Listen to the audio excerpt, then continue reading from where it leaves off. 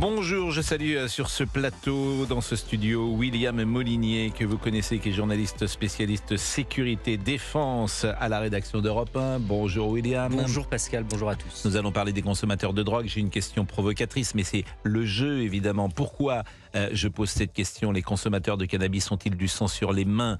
Parce que la cocaïne, par exemple, alimente les filières, parce qu'elle encourage le trafic d'armes, parce qu'elle entretient les règlements de compte. Donc d'une certaine manière, est-ce que le cocaïnomane n'est pas à l'origine des règlements de compte, disons-le. Je vais pouvoir vous interroger sur cette question. Je vous propose peut-être d'écouter d'abord Gérald Darmanin qui a pointé le rôle des consommateurs. Il y a moins de 10% de Français qui fument du cannabis. Il y a moins de 5% de gens qui consomment de la cocaïne ou des drogues de synthèse. Et bien si ces gens arrêtaient de consommer de la drogue, arrêtaient de fumer des joints, arrêtaient de prendre des rails de coke, ça peut paraître festif comme ça, mais vous faites naître ce genre de règlement de compte, vous faites naître d'exploitation des personnes, d'exploitation des mineurs, des assassinats, le financement du terrorisme, le financement de la prostitution. Et il y a un lien évident pour chaque citoyen entre consommation d'une matière illicite, la drogue, et trafic, et malheureusement règlement de compte. Nous sommes très mobilisés pour gagner cette bataille contre la drogue, mais je veux dire que chaque Français, chaque citoyen français a une part de responsabilité en arrêtant de consommer de la drogue. Eddy est policier à Marseille. Bonjour Eddy. Bonjour Pascal. Jusqu'à présent, depuis disons 20 ans, 30 ans, les consommateurs étaient assez peu ciblés. Peut-être d'ailleurs parce qu'ils appartiennent souvent à des milieux privilégiés, disons-le. Et j'observe que effectivement, l'espace médiatique n'avait pas ciblé les consommateurs. Faut-il cibler les consommateurs, Eddy? Bien évidemment, ils sont la base du trafic. Sans les consommateurs, il n'y a pas de trafic. Je vous le dis, nous, policiers de terrain, on le rappelle, on leur dit, vous avez du sang entre vos mains, dans les mains, vous en avez. Vous participez à ce trafic. Vous nourrissez toutes ces guerres. Mais ils ne se rendent même pas compte. Pour eux, la finalité, c'est quoi? C'est d'aller, hop, je prends un bout de shit et je me casse. Voilà comment raisonnent ces gens-là. Ils se foutent de savoir des conséquences, je vous le dis, on les voit. Et s'il y a des consommateurs, s'il n'y a pas de consommateurs, il n'y a pas de trafic, tout simplement. Ils ne se rendent même pas compte des conséquences de leur achat. Nous, on le voit, Nous le voit sur le terrain. Vous êtes policier sur le terrain, Marseille, précisément sur ces sujets-là? Tout à fait. On ne peut pas être plus au centre de ce qui se passe vraiment. Je vous le dis, je ne vais pas vous dire à quel service je suis, mais vraiment, on est vraiment dedans. Et moi, ce que je vois, c'est ces gamins-là. Autant les consommateurs sont vraiment... Bon, pour moi, ils ont du sang dans les mains. Sur les mains. Mais c'est... Est-ce qu'on est sévère? Bon, on leur met des amendes. Oui, ils ont des amendes forfaitaires délictuelles, des AFD.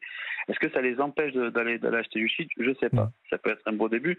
Mais moi, ce que je pense, je vous le dis, il faut être vraiment sévère. Parce que ce qui s'est passé pour cette gamine, je ne sais pas si c'est la goutte d'eau qui va faire déborder le vase, mais j'ai l'impression en fait que dans l'ignominie, ils vont plus loin.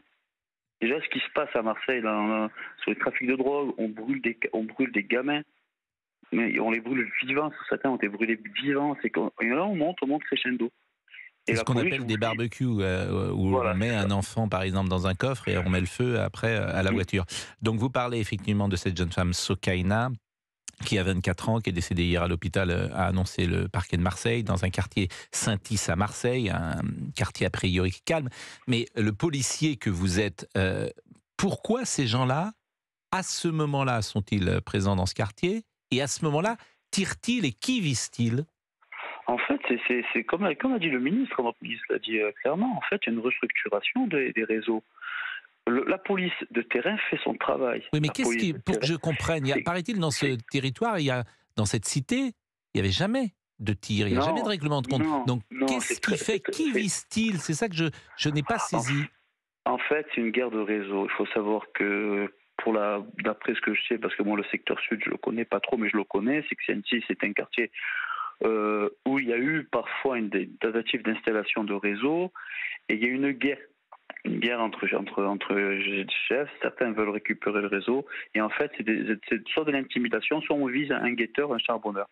Donc là, c'était le cas qui était visé. Alors, William Molinier, je disais, qui est spécialiste sécurité pour Europe, et dans ce studio, et peut-être peut-il préciser les choses par rapport à cette question simple? Oui, en fait, on parle de règlement de compte, mais ce qu'il faut comprendre, c'est que aujourd'hui, contrairement à avant, où il y avait vraiment des gens qui étaient ciblés, c'est-à-dire la tête du réseau ciblée par le réseau adverse, aujourd'hui, en fait, il y a une forme d'indifférenciation du règlement de compte, c'est-à-dire que l'équipe concurrente va tirer sur le point de deal de façon complètement aléatoire, simplement pour faire venir les forces de l'ordre sur place et faire fermer le point de deal. Donc en fait, cette concurrence entre les différentes têtes de réseau et les différents points de deal passe par la fermeture du point de deal concurrent pour pouvoir récupérer en fait tous les consommateurs qui Et ne peuvent c'était plus le y cas aller. là. Là, c'était un point de deal qui était visé et cette jeune femme, hélas, Absolument. Sokaina, a pris une balle perdue. Eddy, est-ce que vous voyez un changement sur le terrain? Je rappelle que vous êtes policier. Je rappelle que vous intervenez sur Europe 1, qu'il est 11h10 si vous nous rejoignez, que vous découvrez peut-être notre émission qui est en place depuis une vingtaine de jours maintenant. Quinzaine de jours. Est-ce que vous voyez sur le terrain un changement ou de mentalité ou d'acteur ou quelque chose qui est encore plus violent? Je rejoins William Molinier qui dit qu'effectivement, ce qui se passe à Marseille, et je pense sur les prémices ce qui va se passer dans le reste de la France. Sur les points de vente stup, il n'y a quasiment plus de locaux. C'est des gamins d'ailleurs qui viennent s'installer à Marseille, qui Mais sont d'ailleurs, exploités. c'est-à-dire que les choses soient claires. D'ailleurs, D'autres villes, qui ne sont pas d'autres français ou villes. d'autres villes? Non. Alors d'autres villes de France et certains clandestins aussi, je vous le dis, certains sans-papiers viennent travailler sur les points de vente. Je vous donne un exemple, moi qui m'a pas bouleversé, mais j'ai été choqué. Ils prennent des gamins qui viennent d'ailleurs, donc de Lyon, Strasbourg, Montpellier, Paris. Ils leur enlèvent leur portable, ils dorment dans la rue et ils sont payés. Alors écoutez bien, entre midi et minuit, ils font le guetteur pour 60 euros. Et je vous le dis, je dis aux gamins, mais remonte chez toi, rentre chez tes parents. Ils me disent c'est impossible, ils m'ont pris mon portable, ils m'imposent à dormir sur un canapé sur le point pour surveiller le point jour et nuit. Je sais pas où on va. Ça n'existait pas par exemple il y a 5 ans? Ah non, ça n'existait pas. Non, mais ça n'existait pas. Le guetteur n'était pas payé 60 ou 50 euros. Moi, je vous le dis, ils exploitent, c'est de l'exploitation humaine. Les locaux, les Marseillais, quasiment ne travaillent plus sur des points de vente, à part gérant.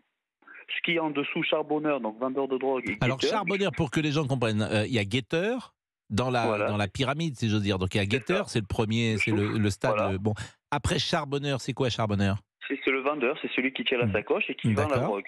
Et Qui est puis, au contact. et puis au-dessus? Alors, il y a le gérant, et il y a tout ce qui est aussi ceux qui récupèrent. Le gérant, alors c'est qui? C'est celui qui donne à tous les charbonneurs. Voilà, celui qui gère le point. Et en haut, il y a le grand boss, le big boss, qui est entouré de sa garde prétorienne. Mais par exemple, le big boss, comme vous dites, vous savez qui c'est? Il est à Marseille? Non, ils ne sont pas à Marseille. Les grands big boss ne sont pas à Marseille. Mais lorsque Sokaina est morte, est-ce que vous savez déjà quelle équipe, d'une certaine manière, a fait ça? Est-ce que les enquêteurs le savent ou est-ce qu'ils ont... Oui. Ah oui, non, ils ont déjà. Donc ces gens-là, on va les retrouver, à votre avis, très vite? C'est difficile de retrouver des tireurs et j'espère que les langues vont se délier. On a à peu près quel quartier est concerné et quelle équipe a tiré contre quelle équipe. L'objectif est là de retrouver les tireurs. Et on est d'accord qu'il n'y a que 2 équipes, 2 bandes rivales à Marseille, 2 mafias d'une certaine, ou il y en a plus? Il y en a plusieurs. Mais combien de mafias se battent entre elles pour récupérer des territoires? Alors, il y a les 2 plus grandes mafias que vous avez les 2 plus grandes équipes que vous avez attendues, la DZ Mafia et la UODA. Ouais. Vous pouvez répéter les noms parce qu'à chaque fois on a du mal à les comprendre, ces noms. D'ailleurs, je ne sais pas qui les a baptisés comme ça. C'est eux, eux, tout à fait. La DZ Mafia, ce sont des Marseillais d'origine algérienne, des franco-algériens qui se sont DZ comme DZ. Et c'est combien de personnes? Pour la tête de réseau, non, il n'y a qu'un big boss. Oui, mais combien de personnes au quotidien? Au quotidien, non, mais en fait, entre les guettes, ça dépend du point de deal et de l'importance de ce point de deal. Allez, en tout, si on compte le guetteur, les rabatteurs, ceux qui amènent la bouffe, ceux qui récupèrent l'argent, sur un point de deal, ça peut aller jusqu'à une dizaine. Bon, et il y a combien de points de deal à Marseille? Une centaine. Donc il y a 1000 personnes chaque jour qui travaillent de la drogue à Marseille. Et ces 1000 personnes, on peut pas faire ces 1000 personnes faire un coup de filet et les 1000 les prendre. Mais Pascal. Pardonnez-moi. Je vais être clair. Quand on attrape un vendeur de drogue, un charbonneur, donc on l'attrape. S'il n'est pas connu la première fois, comme ils ne sont pas de Marseille, on lui demande de repartir dans sa ville d'origine. Et il doit être en gros, voilà. Et quand il est interpellé pour la deuxième ou troisième fois, il part pour 6 mois de prison.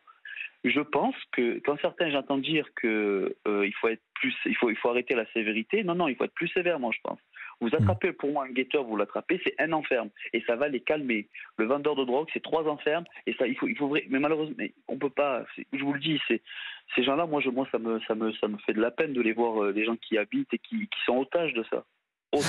Bah écoutez, votre témoignage est passionnant. Je pense qu'on va marquer une première pause, mais comme vous êtes un homme de terrain, Eddy, je vous remercie grandement. Je ne sais pas si Madame Delorme, qui est vice-présidente de la Fédération Addiction, nous attend déjà et si elle est en ligne, parce que ça sera un autre point de vue, et notamment est-ce qu'il faut taxer les consommateurs. C'est pour ça qu'elle interviendra, et puisqu'il faut légaliser, peut-être question qui est souvent posée. Les spécialistes souvent disent qu'il faudrait légaliser d'ailleurs. Nous marquons une première pause.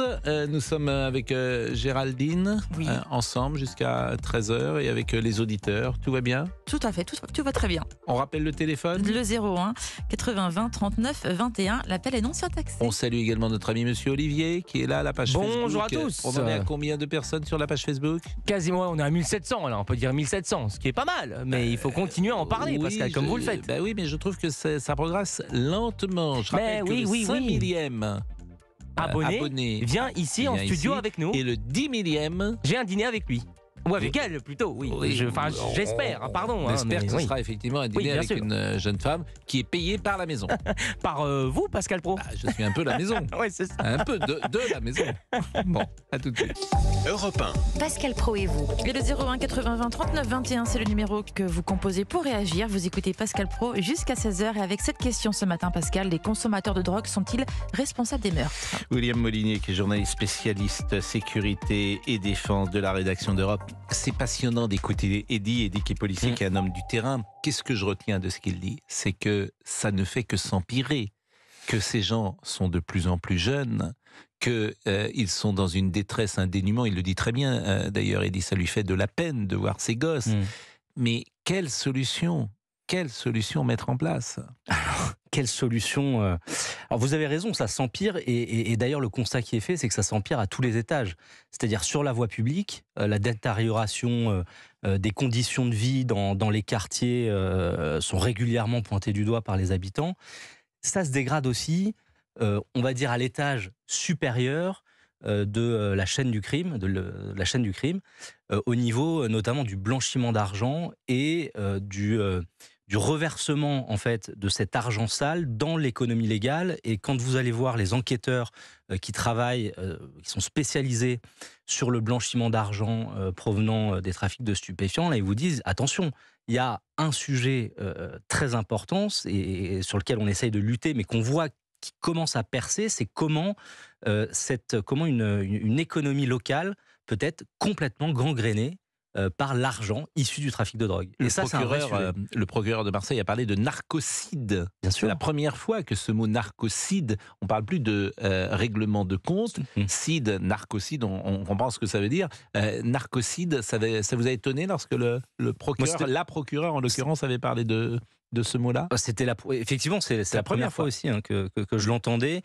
Ça a du sens. Je trouve que ça a du sens, ce terme, parce que c'est aussi ce que disait un peu le policier Eddy que vous aviez tout à l'heure, c'est les gens ne veulent pas, c'est-à-dire les consommateurs, finalement, pensent qu'ils n'ont pas de poids en fait dans cette économie du crime. Or, s'il n'y a pas de consommateur, il n'y a pas de drogue. Donc, c'est une forme de... utiliser ces mots de narcocide, c'est aussi une façon de les faire rentrer, de leur faire prendre conscience. Et d'ailleurs, les entrepreneurs, justement, sur l'échelle blanchiment d'argent, les entrepreneurs qui sont marseillais, notamment, qui peuvent être parfois mêlés à des trafics de stupes, ou en tout cas du blanchiment de trafic de stupéfiants, les enquêteurs, en garde à vue, leur disent « Mais attendez, vous faites partie de l'économie du crime ». Et ces entrepreneurs-là refusent de le voir. Merci William. Madame Delorme est avec nous. Catherine Delorme, bonjour. Bonjour. Vous êtes vice-présidente de la Fédération Addiction. Alors, j'ai posé une question provocatrice, et c'est le jeu de poser ce type de question. Les consommateurs de drogue ont-ils du sang sur les mains? Est-ce que quelqu'un qui prend de la cocaïne, parce qu'il alimente indirectement, bien sûr, les filières, parce qu'il encourage indirectement toujours le trafic d'armes, parce qu'il entretient indirectement encore les règlements de compte, est-ce qu'il a du sang sur les mains? Que répondez-vous?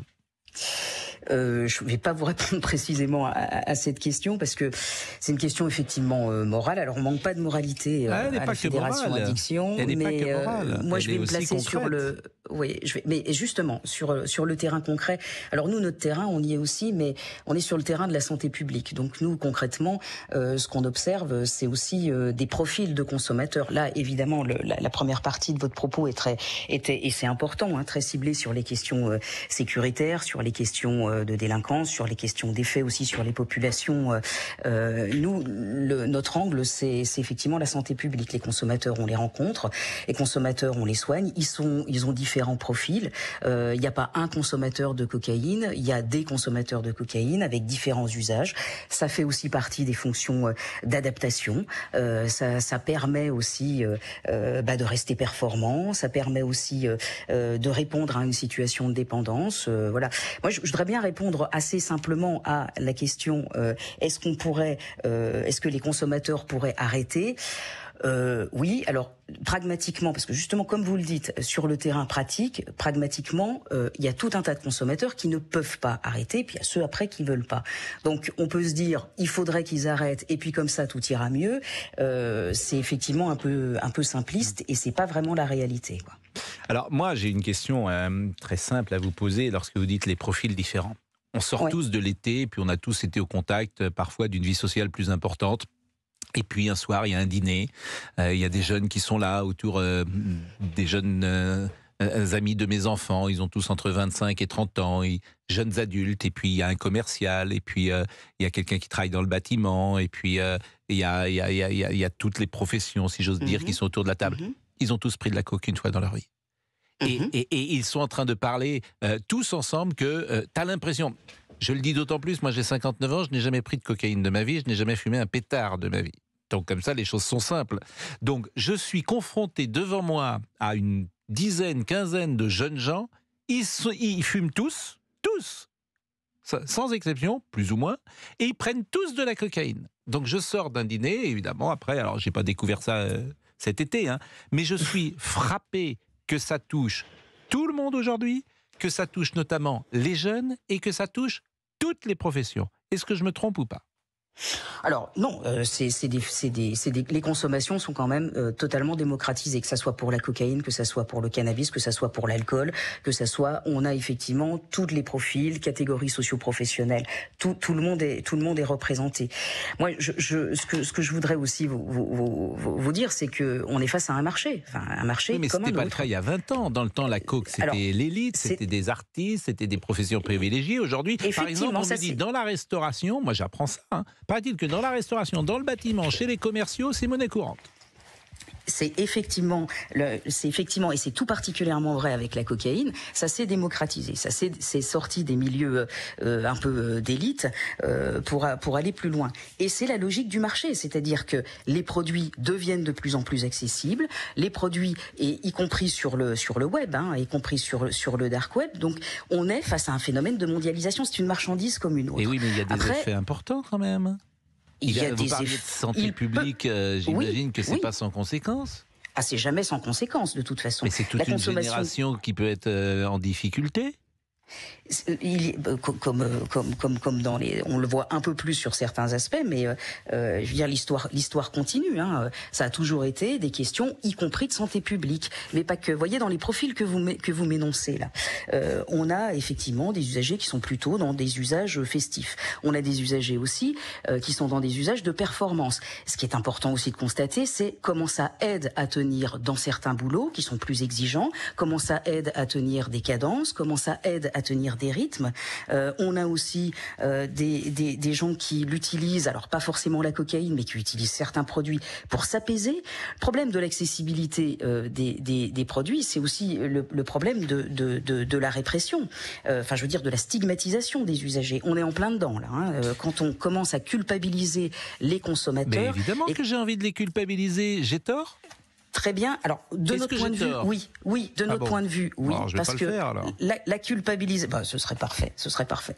La culpabilisation, si vous voulez, ça participe à éloigner les publics qui auraient le plus besoin de soins et de prévention de nos dispositifs. Vous savez, quand vous êtes effectivement, quand vous portez un stigmate pareil et qu'en plus on vous dit vous êtes responsable du meurtre qui s'est commis il y a 48 heures, c'est quand même beaucoup plus difficile de se dire je vais me mobiliser et je vais aller consulter. Je vous propose, Madame Delorme, on marque une pause. Gérald Darmanin avait ciblé les consommateurs. J'entends ce que vous dites. Moi aussi, j'ai envie de les culpabiliser. Vous me dites que non, mais vous allez peut-être nous convaincre. La pause et on revient. À tout de suite. Europe 1, Pascal Praud. Merci de nous rejoindre sur Europe 1. Vous écoutez Pascal Praud jusqu'à 13h. Et Pascal, on vous retrouve avec votre invitée, Catherine Delorme, vice-présidente de la Fédération Addiction. Faut-il cibler les consommateurs de drogue ? Faut-il les culpabiliser ? Est-ce que la solution, c'est évidemment de les criminaliser, entre guillemets ? Bien sûr, Madame Delorme est avec nous, mais je voudrais qu'on écoute Sébastien Chenu, qui est le député Rassemblement National et vice-président de l'Assemblée nationale. Il était l'invité ce matin d'Europe 1, de Sonia Mabrouk à 8h10 et de CNews. Écoutons-le. Il y a une responsabilité des consommateurs et moi je suis pour qu'on sanctionne très durement les consommateurs. Et il y a une espèce de petite musique presque bienveillante ou qui relativise la consommation de drogue. Qui dit j'entends ce que vous dites. Dans tous les milieux, y compris dans ces milieux, dans ces élites. Le monde politique, le monde des médias, le monde du showbiz, où finalement fumer un joint, ce côté récréatif n'aurait pas de conséquences. Si, bien sûr, ça a des conséquences. On doit effectivement aller au-delà simplement des PV dont beaucoup ne sont pas payés, on le sait très bien. Il y a beaucoup de PV pour consommation de stupéfiants qui ne sont pas payés. Ça veut dire que notre réponse, elle n'est pas bonne. Elle doit aussi s'accompagner de politiques de prévention, expliquer aux plus jeunes les dangers pour la santé, pour la conduite, etc. Madame Delorme, alors je vais une nouvelle fois faire un poil de provocation sous le contrôle de William Molinier, mais lorsqu'on consomme de la drogue en Thaïlande, je crois, on est passible de la peine de mort. Oui, alors il faut avoir beaucoup de... En tout cas, beaucoup de quantité sur soi. Oui. Voilà. Mais et en Indonésie aussi, ça peut aller jusqu'à la peine de mort. Bon, c'est le film Midnight Express. Bon, évidemment, il ne s'agit pas de faire ça, bien sûr, en France. Mais c'est vrai que faire prendre conscience, je vais le dire différemment, Madame Delorme, faire prendre conscience aux consommateurs qu'ils sont à l'origine peut-être des filières, du trafic d'armes, des règlements de compte, c'est peut-être un effort que nous devons faire. Notre réponse n'est pas bonne. Je suis d'accord uniquement sur ce point-là. Notre réponse, elle n'est pas bonne. Et il n'y a pas que nous qui le disons. L'ONU aussi a produit un rapport pour il y a quelques années déjà, pour enfin mettre en lumière que la guerre contre la drogue, ça ne marche pas. Dire ça, ça ne veut pas faire, ça n'est pas preuve. Ça marche en Corée du Sud. Oui, alors écoutez, ça marche. Oui, non, mais c'est vrai, ça marche en Corée du Sud, puisque les sanctions sont très fortes. C'est-à-dire que vous fumez de la drogue, vous allez en prison. Donc ça marche. Oui, alors la sanction, en fait, plus de prohibition, ça ne fonctionne pas. Mais ça, plus de prohibition, ça ne fonctionne pas. Pourquoi ? Pour modifier des comportements. Si on veut modifier des comportements, c'est l'angle de la santé publique. L'idée, c'est quoi ? C'est en effet d'éviter un certain nombre de morbidités, de mortalités. C'est ça, le but de la santé publique, c'est ça. Et on sait que dans une politique pragmatique, je suis bien sur ces aspects-là, une politique pragmatique, puisque ça ne marche pas, on ne va pas mettre plus de prohibition à une prohibition qui déjà ne marche pas. Donc il faudrait légaliser selon vous ? Alors il faudrait légaliser. Et dire ça, ça ne veut pas dire, ça n'est ni faire preuve de démagogie, de laxisme, et surtout pas de renoncement. Où est-ce que c'est légalisé ? Est-ce que là où c'est légalisé, c'est mieux ? Alors là où c'est légalisé, c'est mieux. On a des expériences quand même en Uruguay, avec différents modèles. J'ai pas été convaincu. J'ai l'impression que là où c'est légalisé, Pays-Bas, c'est pas mieux, Madame Delorme. Alors si la question de la légalisation, le problème, c'est que, on a différents modèles de légalisation. Les Pays-Bas, ça fait très longtemps. L'Uruguay, on a les légalisations qui s'organisent en Amérique du Nord. On a la légalisation qui s'organise en Allemagne. il y a quand même un certain nombre de choses qui ont été documentées. On sait que l'encadrement, du coup, c'est ça, c'est une politique de santé publique et de sécurité publique. C'est pas l'un ou l'autre, hein. C'est pas l'un contre l'autre. Hein. C'est bien ensemble que ça fonctionne. C'est vrai, mais c'est des discussions assez difficiles parce qu'effectivement, si on avait la solution, on l'appliquerait tous. Alors, écoutons Diego, parce que Diego est avec nous. Je crois que c'est un consommateur de cannabis, Diego. Bonjour. Diego, bonjour. Quel âge vous avez ? Bonjour. Je vais avoir 38 ans. Vous avez 38 ans. Vous fumez depuis combien de temps ? Non, je pense depuis l'âge de 16-17 ans. 16-17 ans. Vous fumez combien de pétards, dit-on ? Combien par jour ? Ça dépend, des fois pas, des fois un ou deux, ou un peu plus, mais ça dépend de ce que moi j'ai fait, parce que moi je cultive mon propre produit, quoi. Donc, Et ce produit, il est plus toxique, plus fort, plus puissant que celui que vous achèteriez ? Je suis pas un spécialiste. Moi, ça fait 7 ans que je l'achète plus, parce que moi je me suis culpabilisé tout seul. Déjà, il y a 7 ans, j'ai pas attendu qu'on vienne me le dire, quoi. Donc il faut un minimum culpabiliser les gens. Moi, je leur redis, si je n'ai rien, je ne vais pas en acheter. C'est ma consommation à moi. En fait, c'est une espèce de fierté que j'ai. Mais est-ce que vous diriez que vous êtes addict, puisque Madame Delorme vous écoute, vice-présidente de la Fédération Addiction, vous pouvez vous en passer. Contrairement à un camé, parce que c'est le terme que je vais employer, moi, si j'en ai pas, je vais pas aller en acheter. Bon, la dernière fois que vous vous êtes roulé un pétard, c'était quand ? Je sais pas, cette nuit, il y a 4-5 heures de ça. Quoi. Il y a 4-5 heures. Mais donc, et est-ce que ces dernières semaines, il vous est arrivé de ne pas fumer pendant 3 ou 4 ou 5 jours ? Ouais, ça peut m'arriver, ouais. Mais est-ce que c'est arrivé pendant 5 ans. Là, ces dernières semaines, non, parce que j'avais ma consommation à moi, mais il y a environ 2 ans, j'ai arrêté de fumer pendant 5 ans, parce que j'étais dans un endroit où je pouvais pas faire pousser, et je n'en achetais pas. Vous êtes énervé contre ceux qui en achètent, c'est ça ? Complètement, oui, parce qu'ils ne devraient pas. Pourquoi vous arrêtez pas ? Parce que pourquoi vous arrêtez pas ? Est-ce que vous avez le sentiment quand même que ça peut attaquer votre bien sûr, votre moi, corps ? je suis pas dans le prosélytisme. Mais bien sûr, c'est pour ça que je me mets des freins. Et tout. C'est comme tout, c'est comme l'alcool, vu qu'on est quand même dans un pays bourré d'alcooliques. Peut-être pas bourré d'alcooliques, déjà l'expression est amusante, mais il n'y a pas que des alcooliques. Non, mais franchement, c'est quand même une espèce de fierté nationale. Là. Vous savez, moi, quand j'étais petit, je voyais des gens mais qui étaient déchiquetés. Les adultes, souvent, en fin de soirée, je voyais des adultes à 4 pattes déchiquetés légalement. On en rigolait, machin. C'est voilà, au bout d'un moment, il y a un peu voilà, faut se respecter soi-même. Moi, en fait, vers la fin, il y a, je sais pas, 7 ou 10 ans, quand j'achetais, je me sentais sale de ce que je faisais. Et au bout d'un moment, ça allait pas. Et je peux pas savourer un effet planant si il y a eu cet intermédiaire-là. Vous comprenez ? Et j'ai essayé de convaincre plein de gens. Et en fait, j'ai l'impression que les gens, ils en ont un petit peu rien à cirer. Mais ils sectorisent ça dans leur tête pour pas voir directement. Vous voyez ce que je veux dire ? Ils se mettent plein de portes différentes pour pas être confrontés. Madame Delorme vous écoute. Lorsque vous entendez un témoignage comme celui-là, donc j'imagine que vous allez essayer de le convaincre peut-être de fumer moins. Mais quelle est la première question que vous poseriez à Diego ? Alors moi, là, j'ai pas de question à lui poser. Par contre, moi, je trouve ça très bien qu'il ait pu trouver des alternatives. Si j'ai bien compris, Diego, il est cannabiculteur, c'est-à-dire qu'il cultive lui-même son produit. Il a un produit qu'il maîtrise. Il a un produit qui lui évite effectivement d'alimenter des marchés. C'est très bien. Ce qui est d'ailleurs la preuve qu'il y a des consommateurs responsables, au passage. Oui. Mais il y a aussi des poissons volants, mais bon, c'est pas la majorité de l'espèce, comme disait Michel Audiard. Alors écoutez, d'accord, mais enfin, nous en termes de, vous savez, il y a la politique de réduction des risques nous a permis quand même de comprendre que à partir du moment où on organise aussi la consommation avec les usagers, ils sont tout à fait en capacité, notamment de réduire des épidémies. Donc là, on a quand même des possibilités. Par contre, tout le monde, en effet, n'a pas d'alternative d'autre que d'aller chercher le produit là où il est. Et évidemment, il y a l'alternative de ne pas aller le chercher du tout, quand même. Oui, alors d'accord. Alors c'est vrai que c'est mieux si on mange 5 fruits et légumes par jour. C'est mieux si on n'utilise pas trop de sucre. Et c'est mieux si on ne prend pas de produits psychoactifs qui soient licites ou illicites. Je vous confirme, c'est mieux, Madame Delorme. Bon, en tout cas, ça fait pas mal de temps qu'on parle de ce sujet-là. Je vous remercie d'être intervenu de toute façon. On a compris, et je pense que vous avez pu donner un point de vue large sur ce sujet.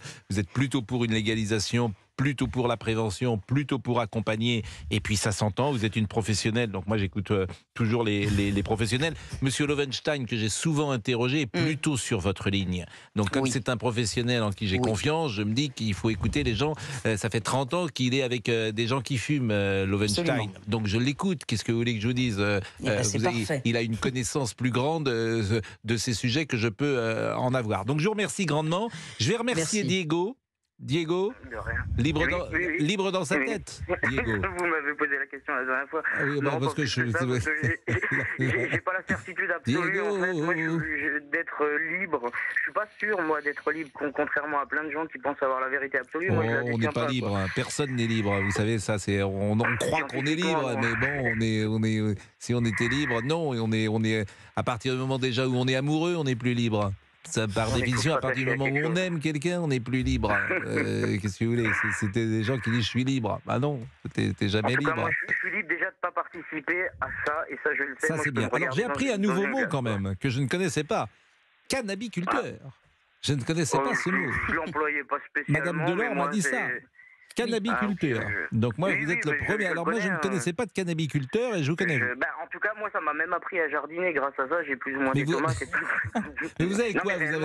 Vous avez un jardin ou vous avez un balcon?